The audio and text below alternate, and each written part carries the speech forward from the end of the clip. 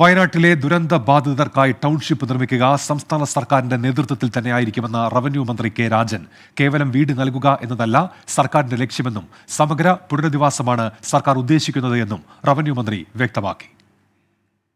വളർന്നു തുടങ്ങുന്നതിന് മുമ്പ്, പേര് വിളിച്ചു തുടങ്ങുന്നതിന് മുമ്പ് എല്ലാവരാലും നഷ്ടപ്പെട്ട കുട്ടികൾ മുതൽ 90 വയസ്സ് കഴിഞ്ഞ് നോക്കാൻ ആളില്ലാത്ത പ്രായമായിട്ടുള്ള മനുഷ്യരുൾപ്പെടെ ഉൾപ്പെടുന്ന ഒരു കുടുംബത്തെ എന്താണോ അവർക്ക് ആവശ്യം അത് കൊടുത്ത് സംരക്ഷിച്ചുകൊണ്ടുള്ളൊരു പുനരധിവാസം. അത് ലോകത്തിൻ്റെ മുമ്പിൽ കേരളം അഭിമാനത്തോടെ ഒറ്റക്കെട്ടായി നിന്നുകൊണ്ട് അവതരിപ്പിക്കുന്ന ഒരു കേരള മോഡൽ റീഹാബിറ്റേഷൻ പാക്കേജ് ആയിരിക്കും അതിൽ നടത്താൻ പോകുന്നത്. എല്ലാവരെയും സഹകരിപ്പിക്കുന്നതിൽ ഒരു വിരോധവും സർക്കാരിനില്ല. പക്ഷേ ഇതിന് കൃത്യമായ മാനദണ്ഡങ്ങളും സൗകര്യങ്ങളും വേണം. ആ വിധത്തിൽ മുഖ്യമന്ത്രിയുടെ തന്നെ ആശയമാണ് ഒരു ടൗൺഷിപ്പ്. അതിൻ്റെ നേതൃത്വം, അതായത് ആ ടൗൺഷിപ്പിൻ്റെ നേതൃത്വം സർക്കാരിനായിരിക്കും. തീർച്ചയായിട്ടും ആ വിധത്തിലാണ് നമ്മൾ ആലോചിക്കുന്നത്.